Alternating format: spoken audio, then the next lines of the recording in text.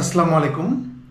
গত ৫ আগস্ট ছাত্র জনতার বিক্ষোভের মুখে ভারতে চলে যান বাংলাদেশের সাবেক প্রধানমন্ত্রী শেখ হাসিনা। এরপর থেকে তিনি ভারতেই অবস্থান করছেন। যদিও গত ৩ মাসে আমরা অনেক কিছুর সাক্ষী হয়েছি। শেখ হাসিনা ভারতে কীভাবে আছেন, তার কেমন নিরাপত্তা দেওয়া হয়েছে, তাকে কোথায় রাখা হয়েছে, ভারত ছেড়ে তিনি কোথায় যাবেন, তিনি চট করে বাংলাদেশে ঢুকবেন কিনা, এবং তার যে মাঝে মাঝে ফোনালাপগুলো ফাঁস হয় সেগুলো আসলেই তার কিনা, এসব নিয়ে নানা ধরনের কিন্তু আলোচনা হচ্ছে। সেসব নিয়েই বিবিসি বাংলা একটি প্রতিবেদন করেছে। সেই প্রতিবেদনটি আমরা একটু পড়ে আসতে চাই।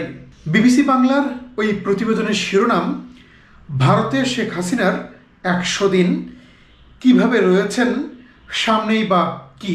প্রতিবেদনে বলা হচ্ছে, আজ থেকে ঠিক ১০০ দিন আগে আগস্টের ৫ তারিখে চরম নাটকীয় পরিস্থিতিতে শেখ হাসিনা যখন ভারতে পা রাখেন, দিল্লির বিশ্বাস ছিল তার এই আশাটা একেবারেই সাময়িক। ইউরোপ বা মধ্যপ্রাচ্যের কোনো দেশে যাওয়ার আগে এটা একটা সংক্ষিপ্ত যাত্রা বিরতির বেশি কিছু নয়। যে কোনো মুহূর্তে তৃতীয় কোনো দেশের উদ্দেশ্যে তিনি রওনা হয়ে যাবেন। এই ধারণা থেকেই প্রথম ২-৪ দিন তাকে রাখা হয়েছিল দিল্লির উপকণ্ঠে গাজিয়াবাদের হিন্ডন বিমানঘাটির টার্মিনাল বিল্ডিং, যেটি নিয়ন্ত্রণ ও পরিচালনার ভার দেশের বিমান বাহিনীর।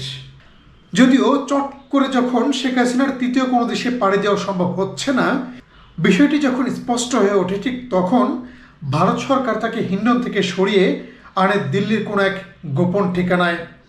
পরে তাকে হয়তো দিল্লির কাছাকাছি অন্য কোনো সুরক্ষিত ডেরাতে সরিয়েও নেওয়া হয়েছে। কিন্তু এই ব্যাপারে ভারত সরকার আজ পর্যন্ত কোনো তথ্যই প্রকাশ করেনি। লোকেশন যাই হোক, ১০০ দিনের মাথায় একটা প্রশ্ন বারবার আসছে, সাবেক প্রধানমন্ত্রীকে ভারত কী ধরনের নিরাপত্তা দিয়েছে, আর সেটার পেছনে কারণটাই বা কী। বিবিসি বাংলার প্রতিনিধি তিনি বেশ কয়েকজন ভারতের শীর্ষ কর্মকর্তার সঙ্গে কথা বলার চেষ্টা করেছেন। প্রতিবেদনে ওই রিপোর্টার তিনি জানিয়েছেন, ভারতের শীর্ষ কর্মকর্তা জানিয়েছেন, শেখ হাসিনাকে যতটুকু নিরাপত্তা না দিলেই নয়, ততটুকুই নিরাপত্তা দেয়া হয়েছে। সাদা পোশাকের রক্ষীরাই তার চারপাশে ঘিরে রয়েছেন।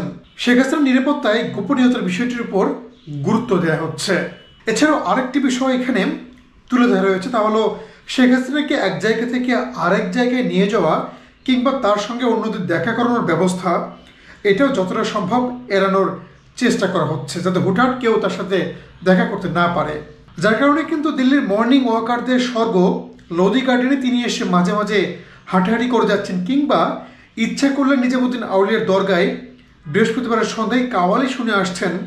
এ ধরনের যাবতীয় কল্পনা হেসে উড়িয়ে দিচ্ছেন ভারতের শীর্ষ কর্মকর্তারা। প্রশ্ন হলো, শেখ হাসিনা কি কারোর সঙ্গে দেখা করছেন ভারতে? বিবিসির ওই প্রতিবেদনে বলা হয়, গত ১০০ দিনের ভিতর তার সঙ্গে পুরনো পরিচিত ঘনিষ্ঠজনদের মধ্যে কেউ কেউ দেখা করার সুযোগ পেয়েছেন। এই ধরনের ভিজিটের সংখ্যা হাতে গোনা হতে পারে। বিবিসি বাংলা আরেকটি পয়েন্ট তুলে ধরেছে, তা হলো রাজনৈতিক কর্মকাণ্ড কতটা অবাধ। মানে শেখ হাসিনা ভারতে বসে বাংলাদেশের তার যে দল আওয়ামী লীগ কোনো ধরনের যোগাযোগ রাখছেন কিনা। আপনারা জানেন যে গত ৩ মাসে শেখ হাসিনার বেশ কয়েকটি ফোনালাপ ভাইরাল হয়েছে, যেগুলোর কণ্ঠস্বর হুবহু শেখ হাসিনার মতোই শোনাচ্ছে। ভারত যদিও এসব ফাঁস অডিও নিয়ে সরকারিভাবে কোনো মন্তব্য করেনি, তবে একাধিক পদস্থ সূত্র একান্ত আলোচনায় স্বীকার করেছেন এগুলো বাস্তবিকভাবে শেখ হাসিনারই কণ্ঠস্বর। সেই প্রতিবেদনে বলা হয়, শেখ হাসিনা তার পরিচিতদের সঙ্গে কথাবার্তা বলায় কোনো বিধিনিষেধ নেই। এখন যদি সেই আলাপ রেকর্ড করে লিক করে দেয়, তাতে আমাদের কি করার আছে।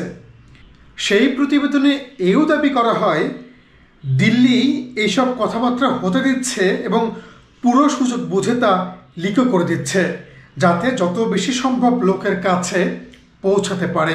মানে শেখ হাসিনার যে কথাগুলো ভাইরাল হচ্ছে বা ফাঁস হচ্ছে, সেগুলো দিল্লিও করে থাকতে পারে। আরেকটি বিষয় খুবই গুরুত্বপূর্ণ, সেই বিষয়টিও বিবিসির এই প্রতিবেদনে উঠে এসেছে। সেটা হলো, বাংলাদেশের শেখ হাসিনার রাজনৈতিক পুনর্বাসন কি আদৌ সম্ভব? এই অত্যন্ত স্পর্শকাতর বিষয়টি নিয়ে দিল্লি কি ভাবছে। বিবিসির ওই প্রতিবেদনে বলা হয়, ভারত এ নিয়ে আনুষ্ঠানিকভাবে একটি কথাও বলছে না সঙ্গত কারণেই। তবে ঢাকায় ভারতের সাবেক হাইকমিশনার পিনাক রঞ্জন চক্রবর্তী মনে করেন এই কাজটা শুধু কঠিন নয়, খুবই কঠিন। কারণ হিসেবে তিনি বলছেন, এখনও আওয়ামী লীগের বিরুদ্ধে বাংলাদেশে ক্ষোভ বিক্ষোভ চলছে, তাদের দলীয় সংগঠনও ছত্রভঙ্গ। যদিও তিনি মনে করেন যদি শেখ হাসিনার বয়স আজকের চেয়ে 10টা বছর কম হতো, তবু হয়তো মনে করা যেত তিনি দেশে ফিরে দলের হাল ধরবেন। কিন্তু এই মুহূর্তে সেটা প্রায় অসম্ভব বলেই মনে করা হচ্ছে। এছাড়াও সাম্প্রতিক একটি ফোনালাপে শেখ হাসিনা বলেছিলেন তিনি বাংলাদেশের খুব কাছাকাছি আছেন এবং চট করে ঢুকে পড়বেন। আর সম্প্রতি মার্কিন প্রেসিডেন্ট ডোনাল্ড ট্রাম্প নির্বাচিত হওয়ার পর আওয়ামী লীগের সমর্থকরা আশায় বুক বেঁধে আছে যে কোনো সময় হয়তো নেত্রী দেশে ফিরে আসবেন। এই বিষয় নিয়ে দিল্লির সেই কর্মকর্তারা বলছেন, পিচ এখনও প্রতিকূল, বল উল্টো পাল্টা লাফাচ্ছে, এরকম সময় চালিয়ে খেলতে গেলে হিতে বিপরীত হতে পারে। এখানে কি বোঝানো হয়েছে তা আপনারা বুঝতেই পারছেন। প্রতিবেদনের শেষ অংশটুকু একটু পড়ে শোনাই আপনাদের। রাজনীতির উইকেটে পোর খাওয়া ব্যাটার শেখ হাসিনাও নিশ্চয়ই এটা জানেন এবং সেই অনুযায়ী উপযুক্ত সুযোগ এলে তবেই সেটা কাজে লাগাবেন। 100 দিনের মাথায় ভারতও আপাতত এটুকুতেই তাদের ভাবনা সীমিত রাখছে।